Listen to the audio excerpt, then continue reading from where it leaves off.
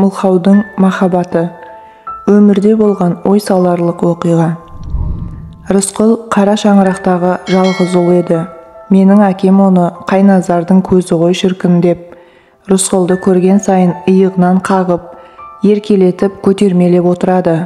Көпшілік жұрт Шарипаның баласы деп шешесінің атымен атайды, немесе Мылқауше әлгі Мылқау дейді. Өзінің азан шақырып қойған есімін не әкесінің атын жиі ауызға ала бермейді. Мен білетін Рысқұл Мылқау еді. Бізден 4-5 жас үлкен, 16-17-ге келген кезі болар. Мұрты енді тебіндеп көрінген боз бала. Бойы сұңғақ, жауырыны қақпақтай, екі иығына екі кісі мінгендей денесі шымыр. Өзі үнемі күлімсіреп жүреді. Кездескен адамға басын шұлғып амандасқан кейіп көрсетеді. Күніне неше көрсең, сонша ілтипат аласың. Табиғаты жайсаң, жүзінен әрдайым жылулық байқалып тұрады. Шаш қойған емес, жалтыр бас, ұстарамен тақырлап алдырып тастайды. Қысы жазы осылай. Алдыңғы екі күрек түсі күлгенде түрдейіп тұрғаны болмаса, жалпы келбеті көрікті. Ауылдық мектептегі 7-ші сыныпта оқимыз. Біздің сыныпқа Рысқұл жиі келеді. Ешкім кемсітіп мазақтамаған соң ба, біздегі қыздармен, әсіресе алтынмен еркін араласады. Біздерге де ыммен бір нәрсені айтып түсіндірген болады.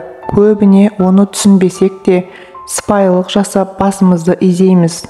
Оның тілін жақсы түсініп, ыммен сөйлесе алатын біздің сыныптан Әбдештің қожасы. Өйткені екеуі көрші тұрады. Рысқұл қожаның көмегімен әріпті танып, жазуды үйренген. Қожа кейбір Мылқаулардың құлағы естімейді ғой, ал Рысқұл естиді, бірақ сөйлей алмайды. Мен оған оқуды, жазуды үйреттім дейді. Қожаның бойы мыртық аласа, ал ол ұзын бойлы. Сонда да екеуі бір-бірінен айрылмай үнемі бірге жүреді. Қожа бар жерде Рысқұл, Рысқұл бар жерде қожа табылады. Екеуі ыммен сөйлесетіндіктен бет ауыздарында да, саусақтарында да тыным болған емес. Анамның айтуынша Рысқұлға көз тиген 4-5 жасар кезінде тақылдап сөйлеп ақ жүрген бала болған. Бәрі көктемде Шарипаның үйінде киіз басқан күні болған екен. Әйелдер өзара ду-ду әңгімемен болады. Әр әйелдің соңына ерген 2-3 кішкентай бала өз-өздерімен ойнайды. Төс кезінде дастархан жайылып, әйелдер балаларын қастарына шақырып тамақ берейін десе, Рысқұл жоқ. Шарипа өз ұлын үй-үйден сұрастырып іздейді. Бала табылмайды. Басқан киіз де, асылған тамақ та әдіре қалып, жұрт Рысқұлды іздейді. Шарипа ойбай жалғызым қайда кетті деп дауыс салып, жылап, есінен тана жаздаған. Ет пісірім уақыт өтеді. Рысқұл жым-жылас. Ол кезде ауылдағы ақсақ Әбсадық атын суғаруға құдыққа бара қалады. Сөйтсе Рысқұл құдықтың ішінде суда тұр екен дірілдеп. Ерні-ерніне тимей сақылдап әбден тоңған. Бірақ жыламайды дейді. Құдыққа құласа да не қолы, не аяғы сынып, еш жері майып болмаған. Бетінде де ешқандай дағы жоқ. Бірақ тілден айырылған. Қаумалаған көпшілік шешесінде танымай қалар ма екен деп ойлаған екен. Рысқұл анасын көре сала дірдектеп барып қолтығына кіріпті. Алақандай ауыл үшін ауылға жетек келіпті. Рысқұлды жетектеп апарып құдыққа құлатыпты деп сөз тарап көпке дейін үрейленген. Оның алдында 2 жыл бұрын Рысқұлдың әкесі Қайназар шабындықта колхоздың шөбін орып жүріп, көлеңкеге тіккен кішкентай күркесінде ұйықтап жатып оянбай қалған екен.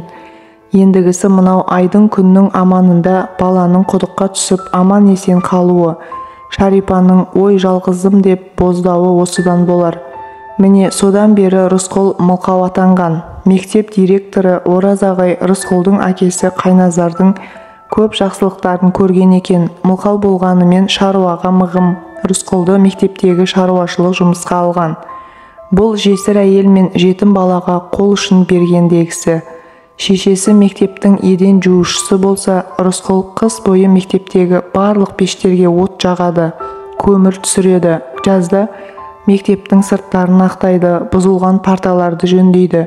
Әйтеуір тыным таппайды. Сөйтіп жүріп, оның қабағы қатып, үнжұрғасы бір түспейді. Қай кезде болмасын жымиып күліп жүргені. Қолынан бәрі келеді. Темірден түйін түйіп, ағаштан адам суретін салатын шебер дегенді де еститін едік. Біздің сыныптағы Алтынның шешесі мектеп қасындағы дүкенде сатушы. Біз бұл дүкенді Шолпанның дүкені дейміз. Үлкен қоңырау соғылғанда бәріміз соған қарай жүгіреміз.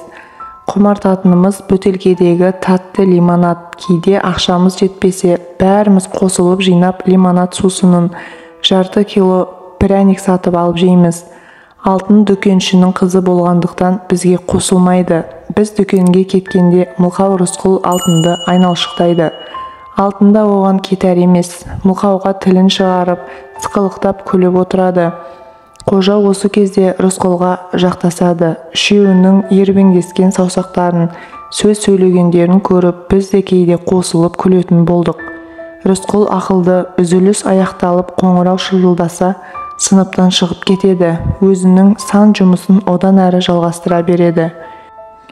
7-ші сыныптың көктемінде Алтын сылаңдап бой түзеп, бізден гөрі ерте бой жеткендігін байқата бастады. Сабақ үлгерімі де нашарлап кетті. Сынып жетекшісі Тұрсынкүл апай Кемелова оқуға құлқың мүлде төмендеп кетті. Сылаңдап бой түзегенің жақсақ қой. Ең болмаса 8 жылдық орта білімді жөндеп меңгеріп алуға тырыссаңшы, деп ескерту берді. Білім ертең өзіңе керек. Оттың басында біреудің түтінін түтете білсең жақсы, өйте алмасаң қайтесің, дейді ұялтайын деп. Апай, Алтын анасының қасында сатушы болып есеп-шоттан қағып тиын тебен жесем де күнімді көремін дейді. Бұл соңғы партада қон жиып отырған қожаның сөзі еді. Әй, қара көже, сен тыныш отыршы, деп Алтын арт жақтағы қожаға сәнмен наздана бұрылады. Қожа Алтын бұрылғанда жым болады. Сабақ үлгерімім төмендеп кетті екен деп ұялатын Алтын емес. Біздерде жоқ әдемі жылтырақ қол айнасына бір қарап, оны сөмкесіне қайыра салып, жіңішке қасын бір керіп мызғымай отыра берді. Ол біздегі қыздардың ең әдемісі еді. Өзі керемет әнші, мектептегі көркем өнерпаздар үйірмесінің мүшесі. Алтынсыз мектепте бірде-бір концерт өтпейді. Концертке басқа көркем өнерпаздар мектеп формасымен шыға береді. Алтын болса әртістердікідей үкілі тақия, қос етекті бүрмелі ақжібек көйлек, өңірі кестеленген камзол киіп шығады. Өзі ажарлы қыз бұл киіммен одан сайын құлпырып кетеді. Біз оған қатты қызығамыз. Оқу жылы аяқталып қалған шақ еді. Әдеттегідей бәріміз дүкенге жүгірдік. Бізбен бірге осы күні Алтында жүгірді. Біз асығып Шолпан дүкеншіден алатынымызды алып, қосқан тиындарымызды шытырлатып санап жатқанда Мылқау Рысқұлдың төбесі көрінген есік жақтан. Шешесі жақ қапталда тұрған Алтын Рысқұлға бір нәрсе деп ымдап, артынша сықылықтап күліп жіберді. Рысқұл үнсіз тұрды да, қасыма жақындашы, құлағыңа бір нәрсе айтамын дегендей ымжасағанын байқадық. Алтын елп етіп Рысқұлға жетіп келді. Сол кезде Рысқұл Алтынды құшақтап алып, өліп-өшіп маңдайынан, бетінен шөлпілдетіп сүйе бастады. Біз де аңырқап қалдық. Ана жақта дүкенші Шолпан айқайға басты. Әй, ана Мылқау не істеп жатыр, ойбай, құртсаңдаршы. Нойыс неме, қызымды жазым қылар, деді шырылдап. Мен болсам Рысқұл Мылқаудың тілін жақсы білетін қожаны іздей бастадым. Ол дүкенге бүгін келмепті. Қасымдағы сыныптас балаларға тез қожаны шақырыңдар, Мылқаудан Алтынды ажыратсын деймін жаным ашып. Қап, мына көгермегір Мылқаудая, деп Шолпан дүкенді жауып үлгергенше Рысқұл Алтынды құшағына қысқан күйі үйіне де жетіп қалды. Бұл кезде мектеп оқушылары мен ауыл адамдарының қарасы көбейді. Шарипа ұлының қасында жүр.